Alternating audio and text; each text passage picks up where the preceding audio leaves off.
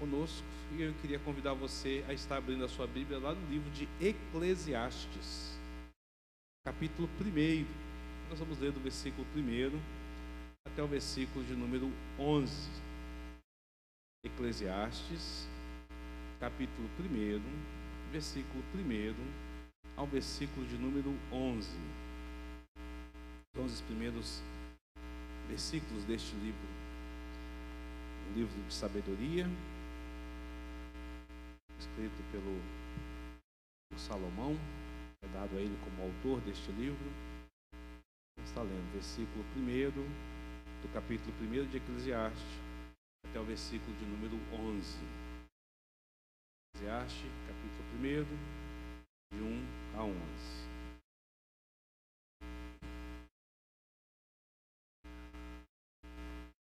Vocês encontraram? Eu estarei lendo, vocês acompanham na Bíblia de vocês a leitura. Nos diz assim a palavra do Senhor. Palavra do pregador, filho de Davi, rei de Jerusalém. Vaidade de vaidades, diz o pregador. Vaidade de vaidade, tudo é vaidade. Que proveito tem o homem de todo o seu trabalho, com que se afadiga debaixo do sol? Geração vai, geração vem, mas a terra permanece para sempre. Levanta-se o sol e põe-se o sol, e volta ao seu lugar, onde nasce de novo. O vento vai para o sul, faz o seu giro para o norte, volve-se e revolve-se na sua carreira e retorna aos seus circuitos. Todos os rios correm para o mar, e o mar não se enche. Ao lugar para onde correm os rios, para lá tornam eles a correr. Todas as coisas são canseiras, tais que ninguém as pode exprimir. Os olhos não se fartam de ver, nem se enchem os ouvidos de ouvir. O que foi e o que há de ser, e o que se fez, isso se tornará a fazer. Nada há, pois, novo debaixo do sol. Há alguma coisa de que se possa dizer, vê, isto é novo? Não. Já foi nos séculos que foram antes de nós. Já não há lembrança das coisas que precederam, e das coisas posteriores também não haverá memória, entre os quais hão de vir depois delas. Vamos orar? Pai Santo, bendito, eis-nos diante desta Tua palavra, viva, verdadeira e eficaz. Queremos apresentar diante do Senhor as nossas vidas e clamar para que o Senhor fale aos nossos corações, para que o Senhor direcione as nossas vidas e nos molde segundo o Teu caráter e a Tua vontade. Em nome de Cristo Jesus. Amém. Nós temos vivido uma época em que as pessoas estão perdendo a esperança. As pessoas estão perdendo o gosto pela vida. É uma época de uma geração frustrada, de uma geração deprimida, que tenta de alguma forma encontrar alegria e vigor em algumas áreas, ou tenta se iludir de alguma forma. E isso acontece do mais velho ao mais novo, do idoso à criança. Nós temos pessoas que têm experimentado e vivido esta realidade. A impressão que nós temos quando nós iniciamos a leitura de Eclesiastes é que Salomão está meio cansado da vida. Ele faz uma coisa meio cabisbaixo quando ele começa a falar, como diz, é tudo mesmice. Mas o ano se finda então, né? Sai 2019, entra 2020, e aí lá vai se passando mais um janeiro. Enquanto eu estava lendo esse texto e estava pensando nesta realidade, eu comecei a pensar naquilo que Salomão fala. Nos dias da minha vida já se passaram 49 anos.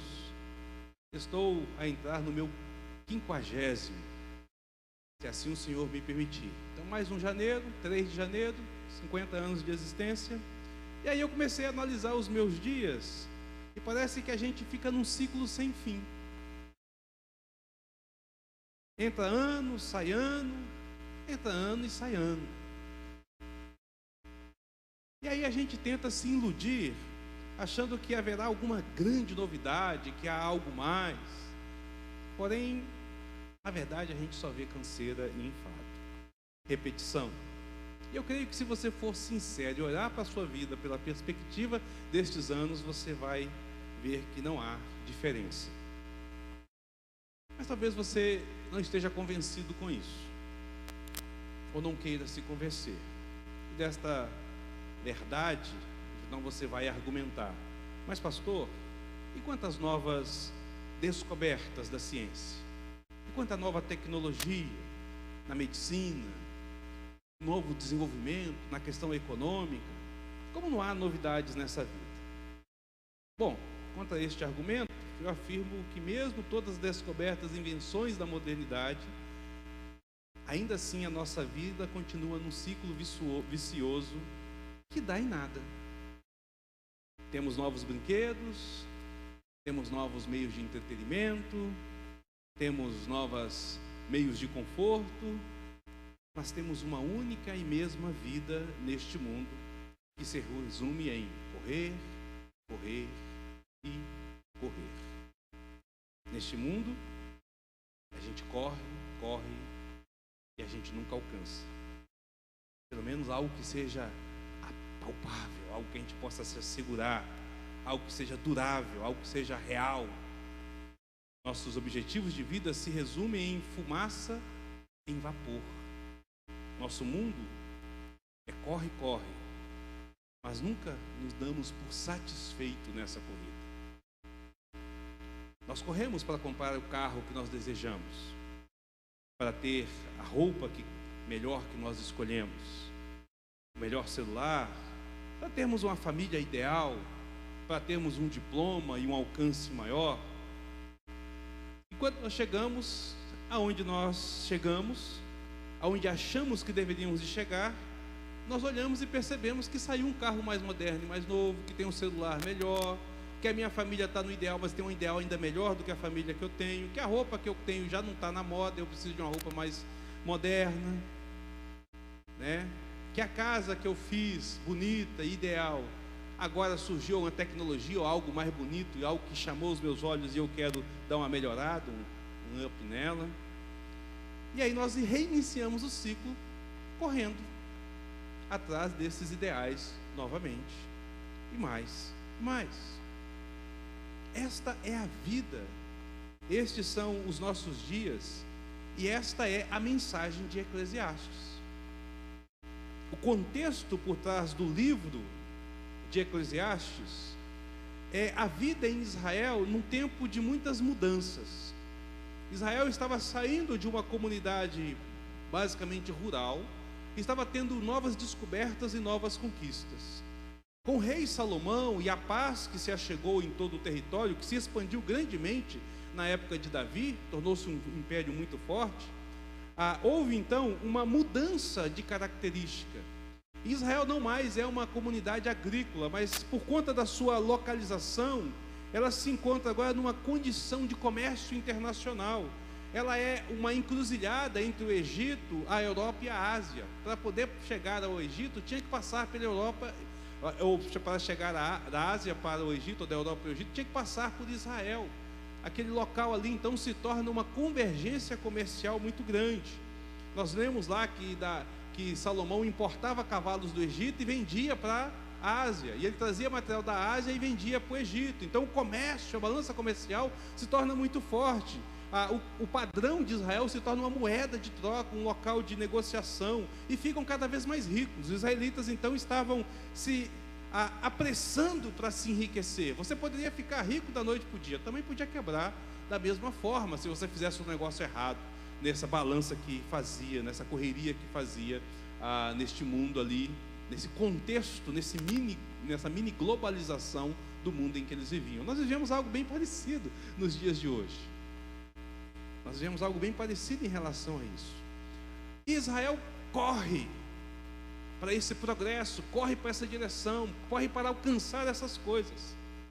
Mas é interessante que aquele que é o provedor de tudo isso, que é o mentor, que é o idealizador, que é o rei, né, que é o gestor do Estado ali, que promove todo esse avanço, que promove toda essa situação, que é o rei Salomão. Ele escreve este livro e ele começa o seu livro nos advertindo que a vida, ela pode ser totalmente sem sentido, e que o nosso trabalho pode ser totalmente sem proveito. A gente só vai ficar correndo atrás do vento. E ele começa então este livro no versículo 2 dizendo: vaidade de vaidade, diz o pregador. Vaidade de vaidade, tudo é vaidade. A palavra traduzida como vaidade, ela é literalmente vapor.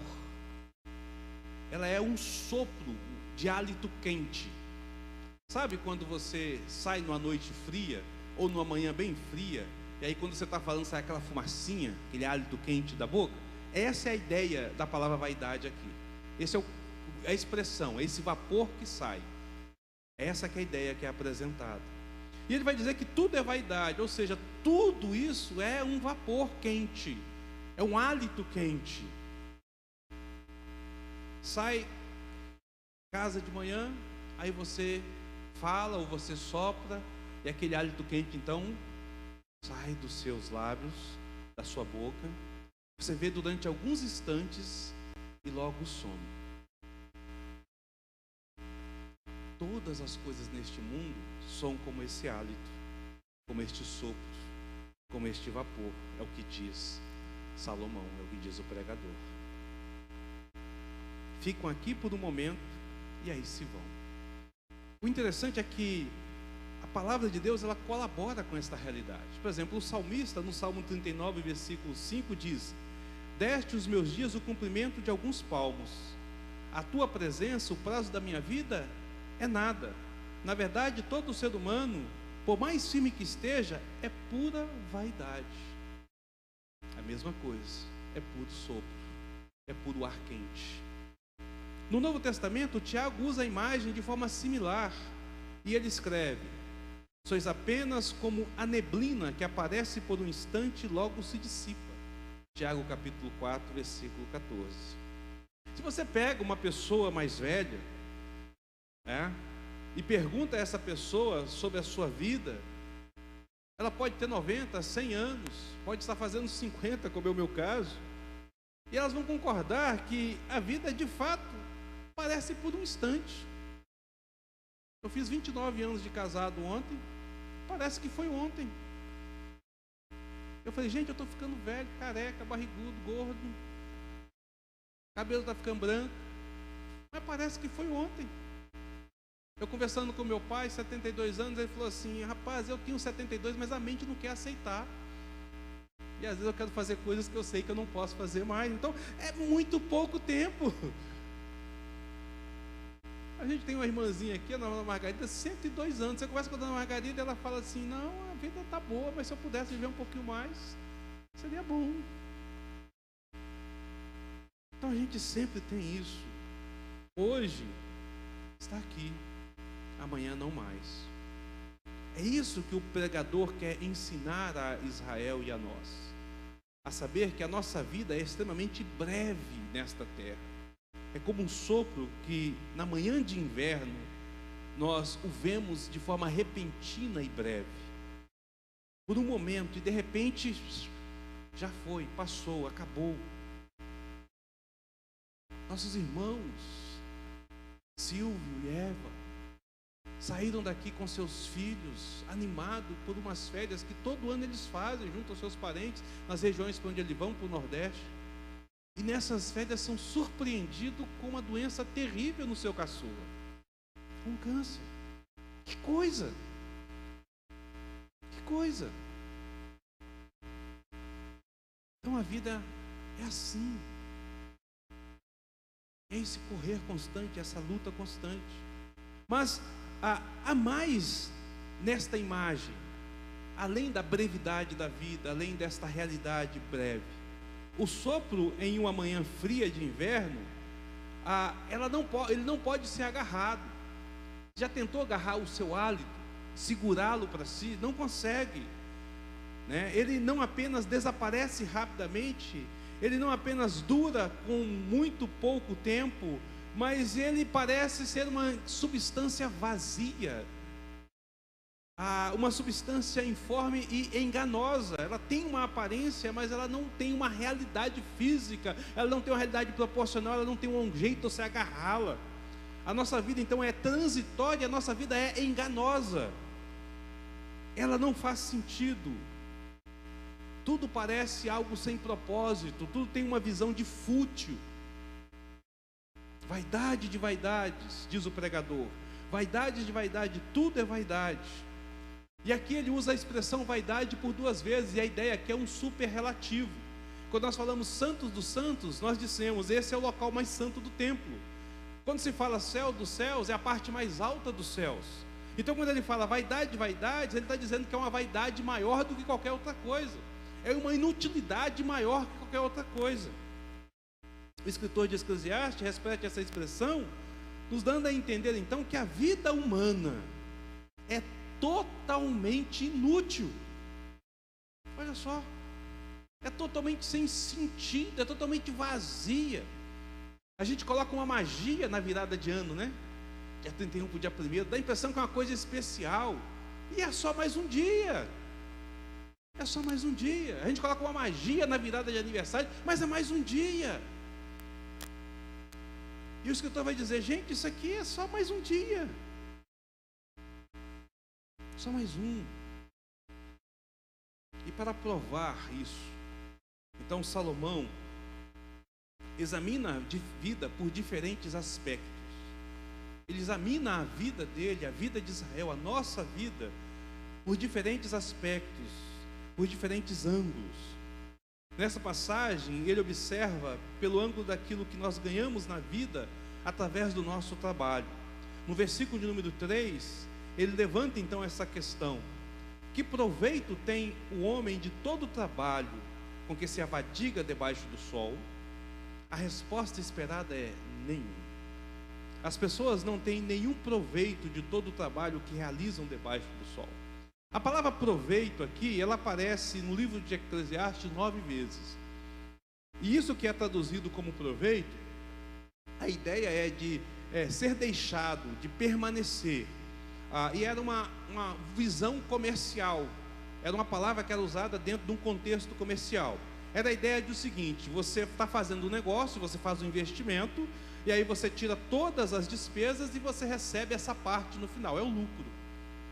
No final do ano, então, você deixa permanecer, deixa juntar, e no final do ano você retira para uso desta realidade. Então a ideia que ele está dizendo aqui é lucro, e nós podemos traduzir essa palavra para o lucro. A pessoa lucra o que com todo o trabalho da sua vida? Qual é o verdadeiro lucro que você tem com todo o trabalho que você tem aqui debaixo do sol? E a expressão debaixo do sol é uma expressão típica, encontrada somente no livro de Eclesiastes. E ela vai apresentar 29 vezes aqui, e se refere a um viver neste mundo sem levar Deus em conta. Numa visão totalmente horizontal, mas não numa visão horizontal assim. Numa visão horizontal assim, olhando mais para o chão do que para cima. Numa visão em que você está enterrado mais nas coisas deste mundo, em que você está olhando para frente, mas sempre enxergando abaixo do que você deveria. Essa é a visão que é apresentada, né? Acenda em mente exclusivamente o mundo que nós podemos observar. Nosso ponto de observação está então nesse nível do chão. Que proveito tem o homem de todo o seu trabalho que se avadiga debaixo do sol? Nenhum. Da perspectiva secular, de uma vida sem Deus, o ser humano não tem nenhum proveito do seu trabalho. No Novo Testamento, Jesus faz uma pergunta semelhante: que aproveitará o homem se ganhar o mundo inteiro e perder a sua alma? Ou o que dará o homem em troca de sua alma? Mateus 16, versículo 26. Se a pessoa perder a sua vida, a sua alma, a sua essência de ser, o que resta para ela? Nada mais vai restar. Então o autor de Eclesiastes, ele vai provar sua afirmação com um argumento cuidadosamente elaborado.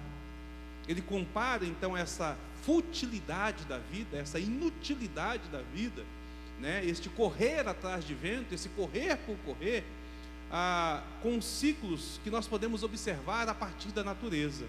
Versículo 4 ele vai dizer: geração vai e geração vem, mas a terra permanece para sempre. Essa expressão, ela parece também apontar para a ideia de brevidade, né? uma geração vai e uma geração vem. Mas não é exatamente essa a ideia que ele quer apresentar.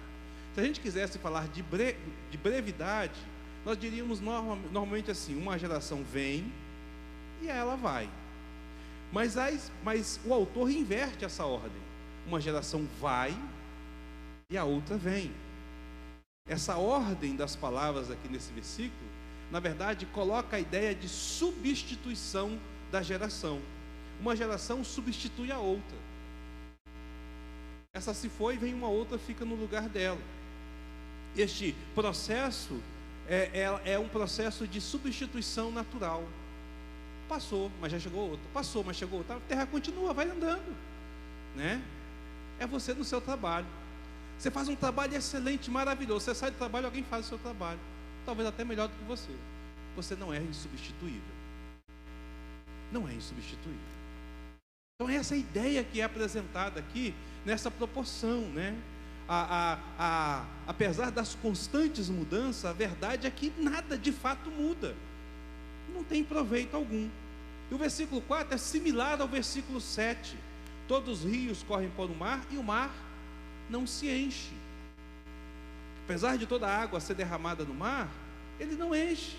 Não há mudança. Da mesma forma aqui, a geração vai e a outra vai vir. Uma geração vai e a outra vai vir. Mas a terra permanece a mesma, assim como o mar permanece da mesma forma. Nada muda, não há proveito. É isso que ele está dizendo. Eu lembro que na década de 90, eu estava na região da Bahia, no extremo sul da Bahia, na cidade de Eunápolis, na época ainda povoado, o maior povoado do mundo, né? Era conhecido como o maior povoado do mundo. E lá tinha como fonte de renda as madeireiras, que acabaram com a floresta tropical, né? Aquela floresta da barra litorânea ali.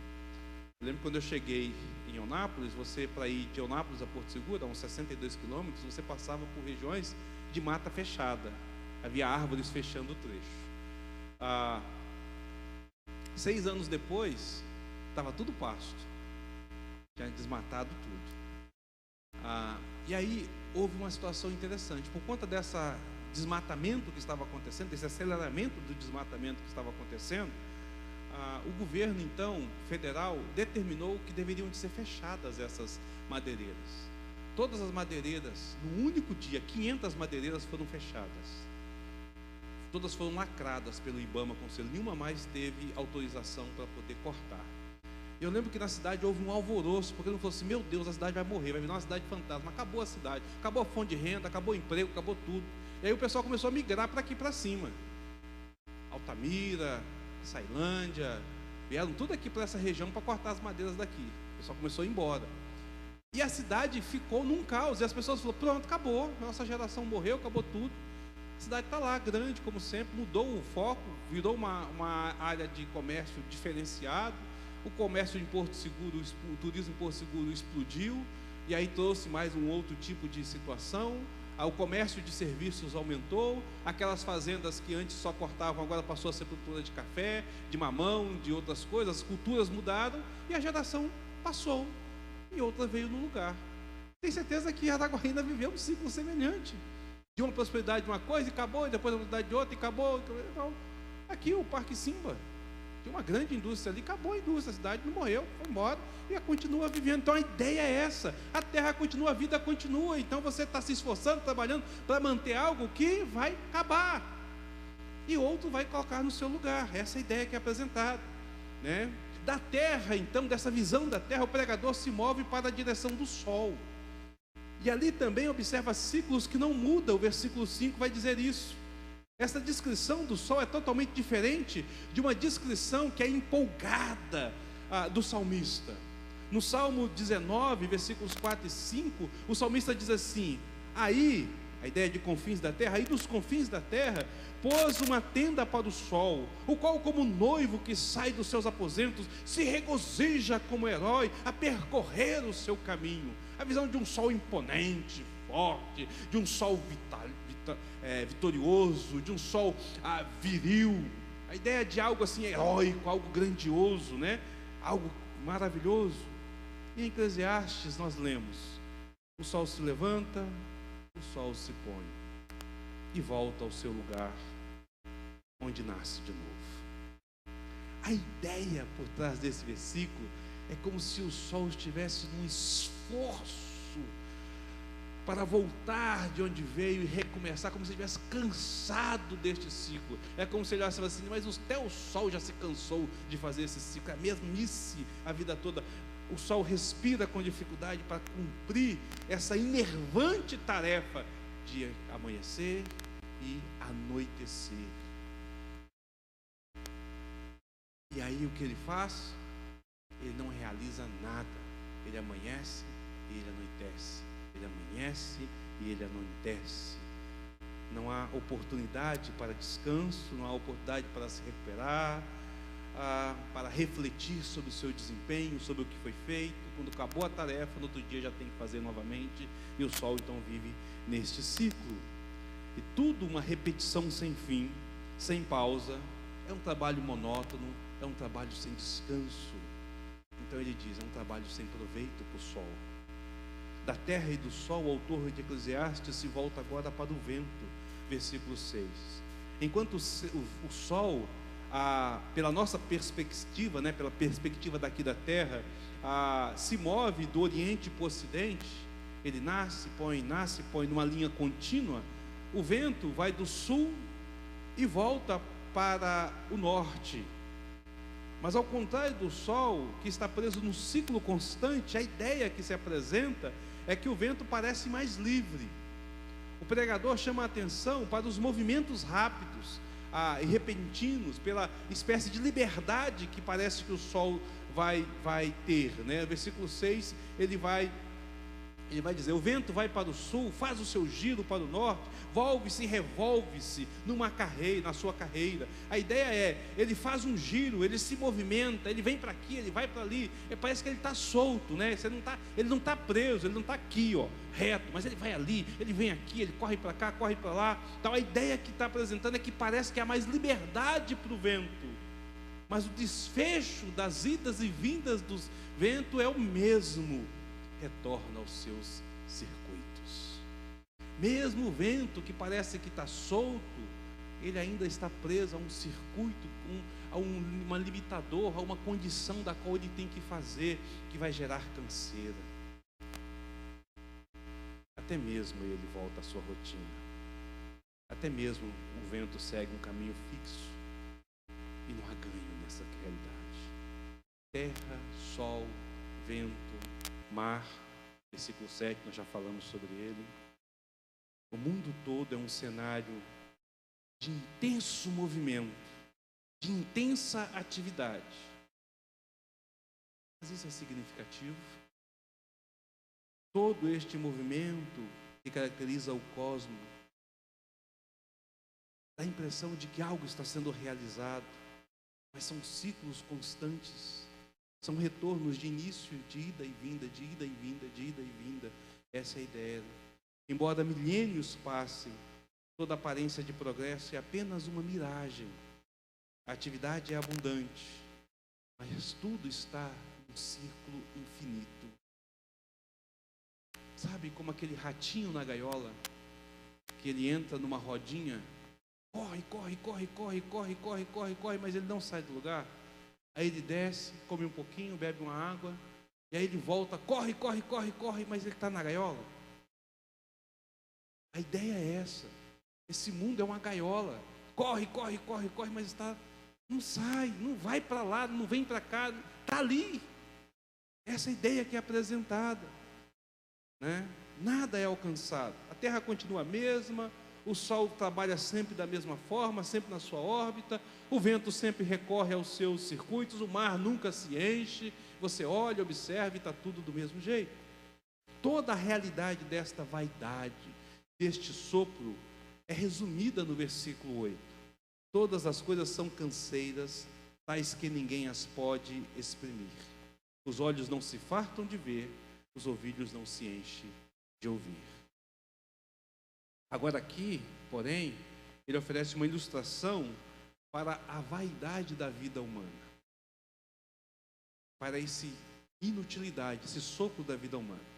Ele fala assim: o mundo está aí, no nosso caso, a Terra gira em torno do Sol e gira em torno da sua própria órbita e continua girando em torno do Sol e girando em torno da sua própria órbita. Ela não vai parar de girar em torno do Sol e não vai parar de girar em torno da sua própria órbita. Então não vai mudar o ciclo dessa vida que ela vai acontecer. Nós temos primavera, nós temos verão, nós temos inverno, nós temos outono, e aí nós temos primavera, verão, outono e inverno. E aí nós temos primavera, verão, outono e inverno. E isso vem por séculos e séculos acontecendo, né? O rio continua indo para o mar e o mar continua lá no seu lugar. Essa é a ideia que é apresentada. Então as gerações vão passando assim, dessa forma. Agora ele vai olhar para a direção humana. Ele vai dizer: os olhos não se fartam de ver, nem os ouvidos se enchem de ouvir. As atividades incessantes das gerações, do sol, do vento e dos rios, é refletida agora na nossa vida humana. Assim como toda essa atividade na natureza não tem proveito algum, assim também a atividade humana de falar, ver e ouvir não tem proveito algum. Você não cansa de falar, você não cansa de ouvir, você não cansa de ver, e você continua falando, e você continua ouvindo, e você continua vendo, e aí vai a sua vida até que você vá para a terra, até que você morra e retorne à terra. No versículo 9, então, ele muda dessas atividades humanas, né? O que foi e há de ser, e o que fez, isso se tornará a fazer, e ele vai passar para a história da humanidade. Vai passar para a história da humanidade. Também diz ele: vemos atividades frenéticas, mas não se chega a lugar nenhum. Tudo o que vemos é uma repetição fútil do que se foi. O que foi e o que há de ser e o que se fez, isso se tornará a fazer. E conclui: não há nada de novo debaixo do sol. Que situação deprimente. Que situação terrível. Eu já estou com vontade de chorar aqui. A história humana também mostra que não há proveito na vida dos indivíduos e na sociedade, nos avanços que nós alcançamos. Não há nada de novo. No versículo 10, o autor antecipa uma objeção à sua afirmação de forma radical, de que não há nada de novo debaixo do sol. E ele diz: será que existe alguma coisa que se possa dizer, veja, isto é novo?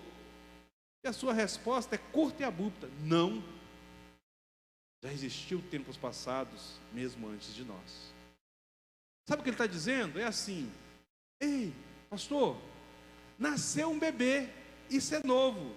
Não, no passado também bebês nasciam. Já acontecia e vai continuar acontecendo. Surgiu uma guerra é coisa nova. Não, guerras no passado aconteceram, guerras irão acontecer hoje. Teve uma descoberta nova na ciência, vai revolucionar o mundo. No passado também teve. E essas descobertas ficaram esquecidas no passado. E as novas descobertas, então, são só descobertas que foram feitas a partir das descobertas do passado. Não tem nada de novo. Não, mas foi inventado o computador. Sim, mas o computador já não é novidade mais. A ideia é que no ciclo da história da humanidade nós temos repetido esta realidade, essa situação, né? Toda coisa alegada como nova, apenas uma variação do novo do passado. Para se fazer o computador, teve uma série de descobertas no passado, para que ele pudesse chegar. Para a gente poder avançar na medicina, teve descobertas medicinais no passado, para que ela pudesse avançar. Então as descobertas não são novidades. Aquilo sim, aquela situação é algo novo, mas não é novidade descobrir coisas. Desde que o mundo é mundo, a sociedade tem avançado, progresso tem acontecido. Mas teve uma catástrofe, e sim, o mundo todo teve, a vida toda tem. Ah, mas houve uma tragédia em tal situação. Sim, mas outro passado também teve, em outros locais também tiveram. A ideia é: tudo que você vive aqui, por mais que pareça ser novo, é um ciclo vicioso da vida, que é vai e volta, vai e volta. Então o autor conclui, e no versículo 11 ele já diz: já não há lembrança das coisas que se foram, e das coisas que ainda virão também não haverá memória entre as que hão de vir depois delas. Expandindo o seu argumento, apresentado no versículo 4, geração vai, geração vem, mas a terra permanece para sempre. A Eclesiastes nos declara que nada que alguém faça em sua própria geração vai ser de tamanho impacto que vai ganhar reconhecimento pela eternidade, todas as demais gerações futuras. A memória humana é curta demais para isso. O autor não está exatamente alegando que os seres humanos são totalmente esquecidos do passado, mas ele está minando as suas mais profundas e presunçosas aspirações de garantir um lugar permanente ou uma lembrança na história. Uma vida orientada pela conquista de deixar um legado para a posteridade, uma vida dedicada a correr em direção a perpetuar o seu nome, é uma vida fútil. Uma vida fútil. O tempo vai tratar de consumir a sua memória. O futuro não pode ser controlado, assim como o passado não pode ser plenamente lembrado. As pessoas podem ser homenageadas com seus nomes dados a montanhas, mas na geração seguinte as montanhas mudam de nome. As pessoas podem ser homenageadas com nomes nos seus edifícios, mas esse edifício uma hora ele cai e deixa de existir. Esses edifícios são derrubados, nomes são esquecidos. As pessoas podem escrever livros para serem lembradas pela posteridade, mas com o tempo esses livros são substituídos por outros e esses autores se tornam esquecidos. Não faz diferença o que uma pessoa realizou ou o que ela foi. Quando a morte chegar, todas as esperanças perecem e ninguém é melhor do que os outros. Ninguém deixa um nome eterno. A morte dissipa todas as esperanças de imortalidade, inclusive de ser lembrado para sempre. Eclesiastes claramente defende a ideia de que uma pessoa não tem proveito algum do seu trabalho que se realiza debaixo do sol. Isto é, não tem proveito algum de tudo aquilo que ele faz e vive numa vida realizada, conquistada, lutada, batalhada sem Deus. A história da humanidade, a história da sua vida é um breve ciclo inútil. Mas, meus amados, o autor de Eclesiastes, ele traz essa perspectiva triste, uma perspectiva sem sentido e sem história, para nos fazer olhar além do chão, para erguer os nossos olhos para cima, para deixar de correr atrás do ciclo desta vida, para experimentar algo novo.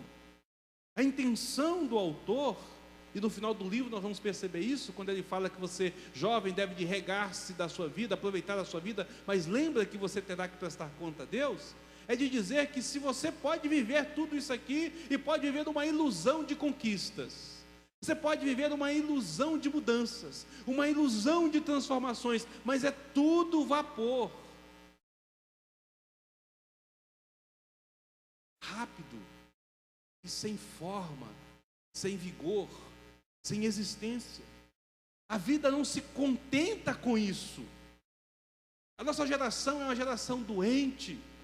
Os nossos jovens, as nossas crianças, os nossos velhos estão se deprimindo porque a vida deles muitas vezes se resume a isto: a correr e correr e correr, e quando alcançam se deprimem, e quando não alcançam se deprimem também, porque a vida ficou limitada a este contexto, porque a história da humanidade está limitada. Mas a nossa história não precisa de terminar assim, ela não precisa de viver neste ciclo da vida. Há uma história que não procede deste mundo, que não está presa ao ciclo da vida debaixo do sol. Trata-se da história redentiva, da história escrita dos altos céus, uma história que avança, que progride, que se move para frente.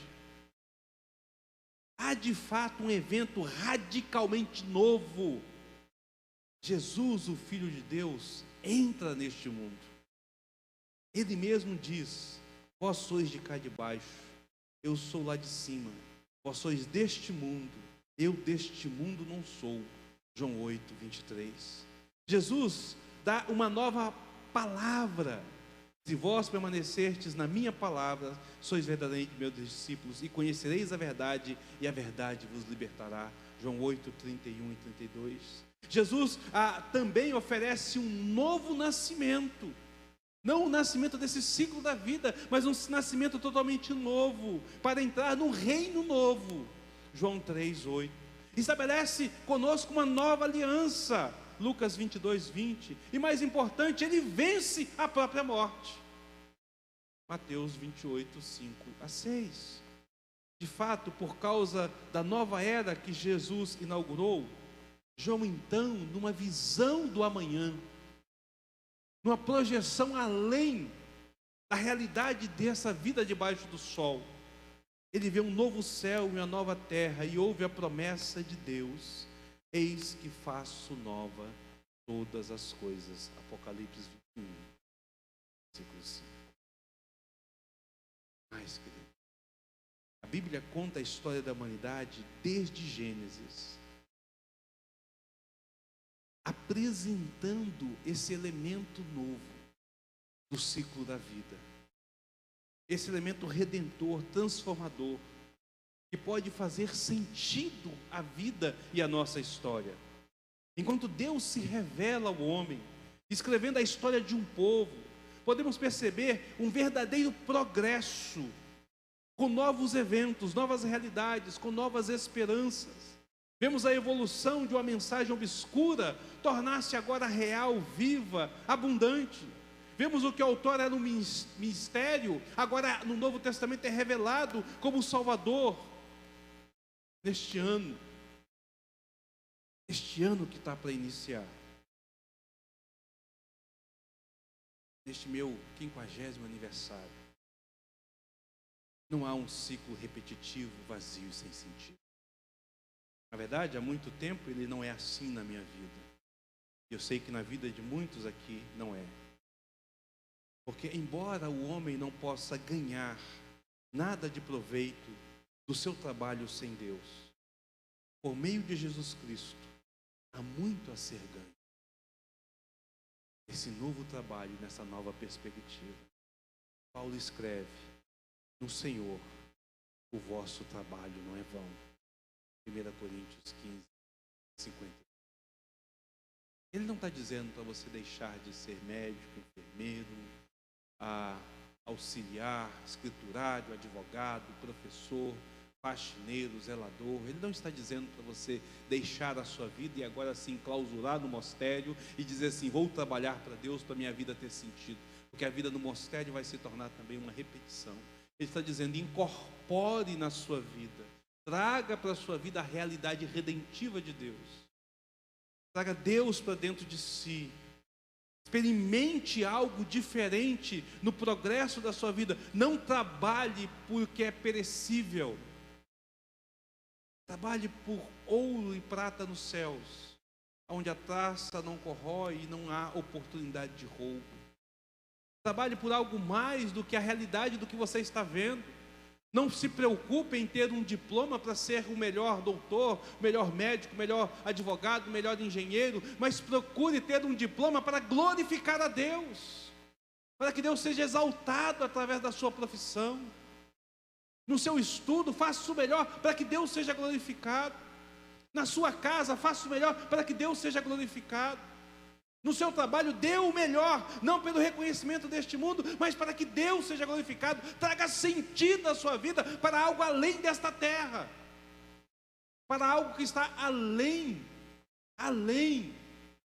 do que se vê debaixo do sol. A vida vai continuar nesse ciclo, meu irmão. Vai entrar ano e vai sair ano, vai entrar ano e vai sair ano, até que você morra. Mas ele não precisa de ser um ciclo deprimente. Ele não precisa de ser um ciclo cansativo. Ele pode ser o ciclo, uma visão do salmista do sol, herói, que sai para trazer luz sobre as trevas. Se não houvesse sol, não haveria colheita. Se não houvesse colheita, não haveria ciclo da vida. O trabalho do sol, ainda que seja o mesmo, é imponente, importante, determinado por Deus. O vento pode rodar e voltar aos seus circuitos, mas se não houvesse vida, não houvesse vento, não haveria sementeira. O rio pode continuar correndo para o mar, e o mar pode continuar não enchendo, mas se não há rio correndo, não há ciclo de vida no mundo. E se não há descobertas nesta terra, nós não podemos cumprir o mandato de Deus e governar este mundo para a glória dele. Então saia do ciclo deste mundo. Quando Salomão escreve este livro, a ideia dele é chamar a atenção de Israel para dizer: nós estamos vivendo uma nova época, uma nova era, uma nova etapa. Nós estamos experimentando coisas novas, mas isso que vocês estão vendo como novo desgasta e acaba. Só Deus permanece eternamente. E só Deus pode trazer sentido à sua vida. Que 2020 você possa encontrar esse sentido real, o valor real em sua vida. Não trabalhando e não correndo por coisas perecíveis e consumíveis, mas correndo, trabalhando, para que Deus seja plenamente. É isso que vai trazer sentido e faz mudança. Quando eu olho para os meus 49 anos de vida, há 5 dias 50, e se eu olho na perspectiva de Eclesiastes,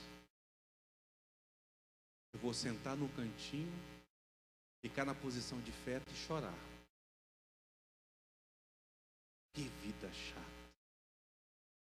Mas quando eu olho para esses 49 anos, eu vejo como Deus foi bondoso, gracioso, misericordioso para comigo. O quanto Deus me deu a oportunidade de servi-lo. O quanto dos seus eu tive a oportunidade de conhecer. O quanto dele eu tive a oportunidade de fazer ser conhecido. Então eu percebo que a vida é mais do que isso. E mais, quando eu olho para esse Deus, quando eu olho para a minha vida diante deste Deus e percebo o quão gracioso Ele é comigo, porque ainda que eu desencarne, ainda que eu morra hoje, ainda viverei eternamente, então eu percebo, a vida é mais do que isso. E eu só posso dizer, sou grato ao Senhor por mais um ano de vida. Sou grato ao Senhor por mais 2019. Que venha 2020, 21, 22, 2030, 2050, sei lá quanto tempo mais, para a glória e honra do Senhor. Vivendo uma vida, sim, mas ampliada, acima do sol, não debaixo do sol.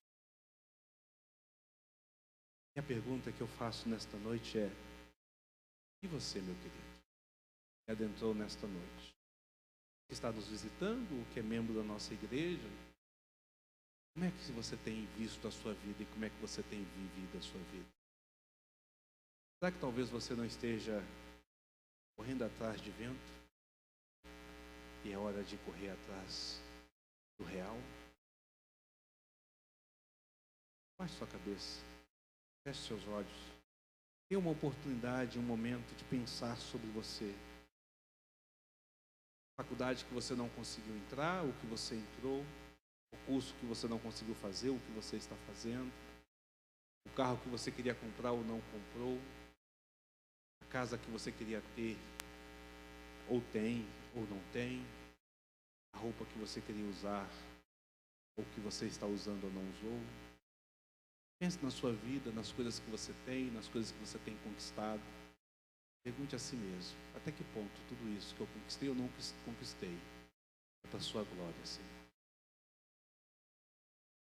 Então se renda diante dele para ter sentido toda a sua vida, caso isso não seja real.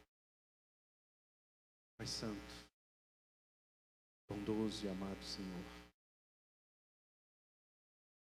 queremos agradecer por mais esse ano que caminha para o final. Queremos agradecer por esse ciclo da vida que está se encerrando. E louvar e exaltar o Teu nome pelos dias vividos, sejam eles bons ou maus. Reconhecendo que a Tua graça, a Tua misericórdia esteve o tempo todo instante diante de nós. Reconhecendo, ó Deus, que nós temos experimentado a novidade de vida diante do Senhor. Se há alguém nesta noite, Pai, que aqui está, que não tem experimentado, que Teu Espírito Santo toque em seu coração, em sua vida, para que ele possa experimentar esta realidade. Para que ele possa viver na Tua presença, exaltando e bendizendo o Teu nome.